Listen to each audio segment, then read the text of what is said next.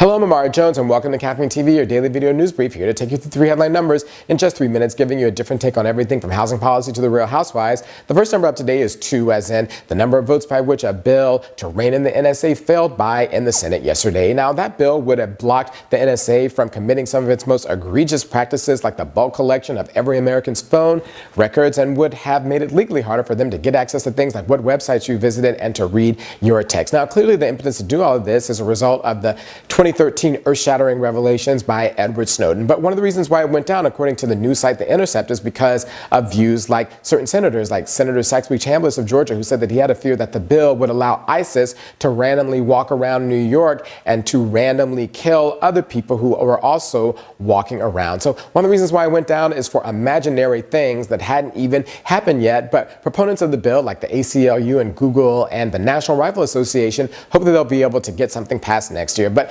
until they do, those supposedly imaginary practices of the NSA outlined in that movie, The Enemy of the State, from the late 1990s with Will Smith and Regina King, will continue.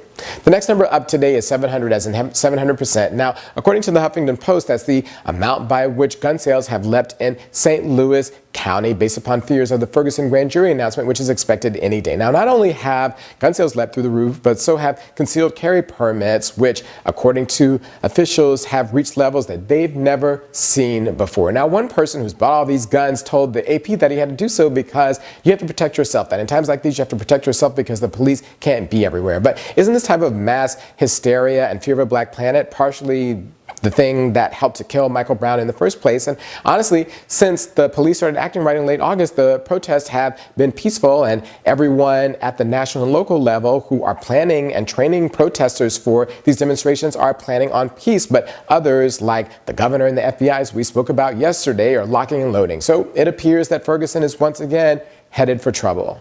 The next number up today is 26, as in 26 years old. Now, that's the age of Star Burton, who earlier this week announced her intent to wed the 80-year-old mass murderer Charles Manson, who's behind bars for life in California. Now, Manson is so notorious that he is the impetus for Oliver Stone's film Natural Born Killers. In the late 1960s, he organized a family of mass murderers who went on a rampage and killed 6 people, including actress Sharon Tate, who was married to director Roman Polanski at the time. But yesterday in ABC News, his future mother-in-law painted a totally different picture of her future son-in-law. She said that he was loving and that he loved his daughter, and that at his heart, he's an environmentalist. That's why I was laughing to get that line out. Well, it just goes to show you that there's someone out there for everyone, and that love really does change the way that you see people. Now, with Thanksgiving coming next week, there's a meme going around that says that if Charles Manson was able to find love in his life, why haven't you been able to find